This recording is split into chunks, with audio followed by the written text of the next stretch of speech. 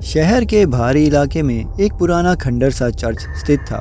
यह चर्च कभी बहुत पवित्र और सजीव हुआ करता था, लेकिन कई साल पहले एक भयानक घटना ने इसे वीरान और भूतिया बना दिया। इस चर्च में एक नन सिस्टर मारिया सेवा करती थी। वह बहुत धार्मिक और करुणामयी थी, लेकिन चर्च के भीतर कुछ ऐसा रहस्य थे जिन्हें केवल मारिया ही जानती थी। एक दिन चर्च के अंदर एक अजीब घटना घटी। एक बच्चा जो प्रार्थना करने आया था अचानक गायब हो गया। किसी को समझ नहीं आया कि वह बच्चा कहाँ गया। चर्च के पादरी ने इस घटना को दबाने की कोशिश की, लेकिन सिस्टर मारिया के मन में कुछ चुभता रहा। चर्च की दीवारों के भीतर एक ऐसा अंधेरा था जिसे सिस्टर मारिया समझ नहीं पा रही थी। उसे रात में अक्सर अजीब आवाजें सुनाई देती, जैसे कोई उसे पुकार रहा हो। उसकी नींद उचट जाती और वह चर्च के गलियारों में चलने लगती। एक रात जब वह इन आवाजों के पीछे चली तो उसने देखा कि चर्च के तहखाने का दरवाजा थोड़ा सा खुला हुआ है। सिस्टर मारिया धीरे धीरे उस दरवाजे की ओर बढ़ी। तहखाने में बहुत अंधेरा था और ठंडी हवा चल रही थी। जैसे ही वह अंदर गई, दरवाजा अपने आप बंद हो गया। मारिया ने घबराकर इधर उधर देखा, लेकिन अंधेरे में कुछ भी नजर नहीं आया। अचानक उसे किसी के रोने की आवाज सुनाई दी। वह आवाज बहुत दर्दनाक थी। उसने आवाज के पीछे चलते चलते खुद को तहखाने के एक कोने में पाया, जहाँ एक छोटी बच्ची बैठी हुई थी। उसकी आंखें लाल और चेहरा सफेद था, जैसे वह लंबे समय से रो रही हो। सिस्टर मारिया ने उससे पूछा, तुम कौन हो? यहाँ क्या कर रही हो? बच्ची ने धीरे से सिर उठाया और कहा, मैं वो हूँ जिसे आप ढूंढ रही थी, लेकिन अब मैं वही हूँ जिससे आपको बचना चाहिए। जैसे ही मारिया ने उसके चेहरे को ध्यान से देखा, वह कांप उठी। वह बच्ची एक जीवित आत्मा नहीं थी, बल्कि एक भयानक आत्मा थी जो चर्च की दीवारों में फंसी हुई थी। इससे पहले कि मारिया कुछ समझ पाती, वह आत्मा अचानक हवा में उठी और मारिया की ओर बढ़ी। उसकी आंखों में भयानक चमक थी। वह आत्मा मारिया के बहुत करीब आ गई थी और उसके कानों में फुसफुसाई, मैं तुम्हें अपने साथ ले जाऊंगी ताकि तुम भी इस दर्द को महसूस कर सको। सिस्टर मारिया ने भगवान का नाम लिया और अपने हाथों से एक क्रॉस का संकेत बनाया। उस पल में एक तेज रोशनी आई और वह आत्मा चीखते हुए गायब हो गई। लेकिन सिस्टर मारिया के चेहरे पर भय की लकीरें साफ दिखाई दे रही थी। वह तहखाने से भागकर बाहर आ गई। उस रात के बाद सिस्टर मारिया ने चर्च को हमेशा के लिए छोड़ दिया, लेकिन कहते हैं कि उस भयानक रात के बाद चर्च में जो भी गया, उसने उस नन की चीख सुनी जो उस आत्मा से बचने की कोशिश कर रही थी। आज भी उस चर्च के पास से गुजरने वाले लोग कहते हैं कि रात के अंधेरे में वहाँ एक सफेद साड़ी पहने महिला दिखाई देती है जो भगवान से मदद की गुहार लगाती है। लेकिन कोई भी उस चर्च के पास जाने की हिम्मत नहीं करता, क्योंकि वहाँ अब भी वह भयानक नन की आत्मा भटक रही है। तो दोस्तों, क्या आप भूत प्रेत में विश्वास करते हैं? आप अपना जवाब हमें कमेंट सेक्शन में कमेंट करके जरूर दीजिए। एक खौफनाक दरवाजा जिसके सामने खड़ी थी दो नन।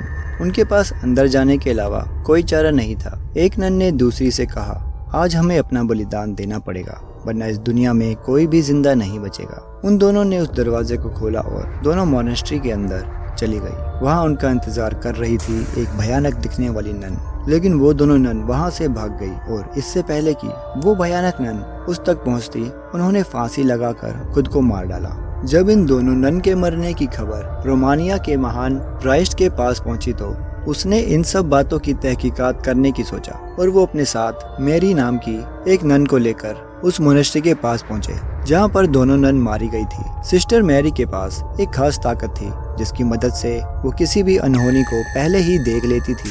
वह कभी कभी आत्माओं को भी देख पाती थी और इसलिए उस प्राइस्ट ने सिस्टर मैरी को अपने साथ आने के लिए चुना था। वह प्राइस्ट और सिस्टर रात के समय बात कर रहे थे। जैसे ही वह मोनेस्ट्री में घुसे, उन्होंने काफी अजीब सा महसूस होने लगा। अचानक उस पुराने खंडर में सफेद लिबास में कोई इधर उधर जाते हुए दिखा। वह थोड़ा आगे गए तो वहाँ ऑब्जेक्ट्स अपने आप इधर उधर हो रहे थे। यह देख के उन दोनों को समझ नहीं आया कि ये सब क्या हो रहा है। उन लोगों ने भाप लिया था कि जरूर इस जगह पर कोई शैतानी साया है। तभी एक कोने में उस प्राइस्ट को वो नन दिखी जिसने फांसी लगाकर खुद को मार डाला था। उसकी गर्दन टूटी हुई थी और उसका मुंह आधा सड़ चुका था। अचानक उस नन ने अपनी आंखें खोली और उस प्राइस्ट पर हमला करके उसे कॉफिन में कैद कर दिया। दूसरी तरफ सिस्टर मैरी जो प्रेयर कर रही थी, एक नन से टकरा गई। उससे बात करने पर मालूम हुआ कि बहुत समय पहले वहाँ पर एक एक्सोर्सिज्म किया गया था, जिसके दौरान हमारी दुनिया में एक पोर्टल खुल गया था। उसी पोर्टल की मदद से कुछ शैतानी आत्माएं हमारी दुनिया में आने आने लगी थी। एक शैतानी आत्मा भी उसी पोर्टल के जरिए इस दुनिया में आई थी। कहते हैं कि वो बहुत ज्यादा खतरनाक है और जो भी भगवान की पूजा करता है वह उस इंसान को जिंदा मार देती है। तब सिस्टर मैरी ने उस नन से पूछा कि वह किस तरह उस शैतानी नन को खत्म कर सकती है। ऐसे में उस दूसरी नन ने कहा कि उसे सिर्फ जीसस क्राइस्ट के खून से ही मारा जा सकता है। उसका खून एक बॉक्स में बंद है और उस बॉक्स को सिर्फ एक चाबी से खोला जा सकता है। उस नन ने बहुत डरते हुए सिस्टर मैरी को वो चाबी दे दी। सिस्टर मैरी ने जैसे ही वो चाबी अपने हाथ में ली तभी उन्हें कुछ अजीब नेगेटिव एनर्जी महसूस होने लगी। उन्हें घुटन हो रही थी और उनकी आंखों के सामने एक कॉफिन का विजन आया। सिस्टर ने देखा प्राइस्ट बहुत सारे सांपों के बीच लेटे हुए है जो कि प्राइस्ट को बाहर नहीं आने दे रहे थे। जिसके बाद सिस्टर ने प्राइस्ट को वहां से बचाया और चाबी दी और उन्होंने बताया कि शैतान नन को कैसे खत्म किया जा सकता है। प्राइस्ट ने पूछा कि उसे यह सब कैसे पता चला। सिस्टर ने कहा कि मोनेस्ट्री में रहने वाली एक नन ने उसे यह सब बताया। इस पर प्राइस्ट ने कहा कि मोनेस्ट्री में तो कोई भी नहीं रहता, वो तो पूरी तरह से उजड़ा हुआ है।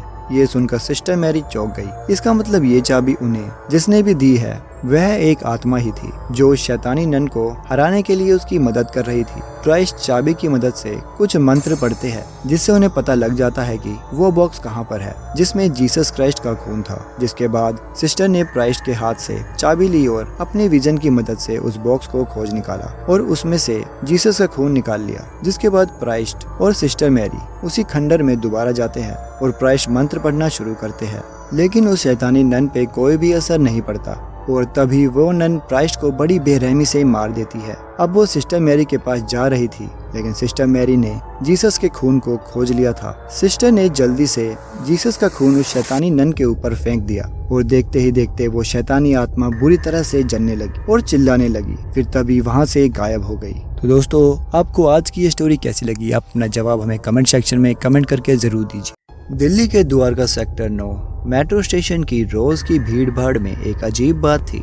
लोगों के लिए यह स्टेशन बस एक सामान्य ट्रांजिट पॉइंट था, लेकिन रात के अंधेरे में इसका एक भयानक रहस्य छिपा हुआ था। एक ठंडी रात जब मेट्रो स्टेशन लगभग सुनसान हो गया था, एक यात्री जो देर रात तक काम कर रहा था अचानक रास्ता भटक गया। उसका नाम अजय था। उसने आखिरी ट्रेन छूटने के बाद स्टेशन पर अकेला महसूस किया। जैसे ही उसने बाहर जाने का सोचा, अचानक सभी लाइट बुझ गई और अंधेरा छा गया। अजय ने अपने जेब से टॉर्च निकाली और उसकी रोशनी में स्टेशन के चारों ओर देखा। हर जगह सन्नाटा था, लेकिन अजय ने कुछ अजीब सुना। धीरे धीरे चलने की आवाजें, जैसे किसी के भारी कदम हो। उसे महसूस हुआ कि कोई उसकी तरफ बढ़ रहा है। वह एक सुरंग की ओर बढ़ा जहां उसे कभी भी ट्रेन की आवाजें नहीं सुनाई दी थी। जैसे ही वह अंदर गया, उसने देखा कि दीवारों पर पुराने खून की धारियां हैं और अचानक उसकी टॉर्च की रोशनी एक चेहरे पर पड़ी।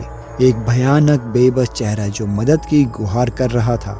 अजय डर के मारे कांपने लगा, लेकिन उसने साहस जुटाया और उस चेहरे के पास गया। जैसे ही उसने उसे छूने की कोशिश की, एक ठंडी हवा ने उसे घेर लिया और वह जमीन पर गिर पड़ा।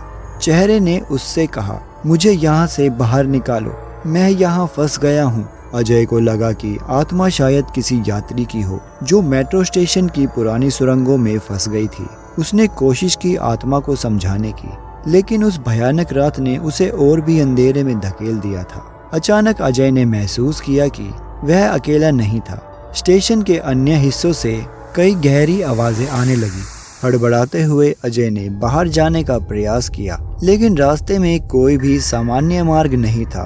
वह देख सकता था कि अन्य यात्री भी भटकते हुए दिखाई दे रहे थे, जिनका चेहरा एक ही तरह से उदास और परेशान था। 1 घंटे की लंबी मेहनत के बाद अजय ने आखिरकार वहां से निकलने की जगह ढूंढ ली और मेट्रो स्टेशन से बाहर निकल आया। अगले दिन जब उसने पुलिस को इस बारे में बताया तो पता चला कि वह आत्मा वास्तव में स्टेशन के निर्माण के दौरान एक दुर्घटना का शिकार हो गई थी और उसकी आत्मा वहां फंसी हुई थी। पुलिस ने यह स्वीकार किया कि इस स्टेशन में कई भयानक घटनाएं हुई थी, लेकिन उन्हें इस पर विश्वास करने का साहस नहीं था।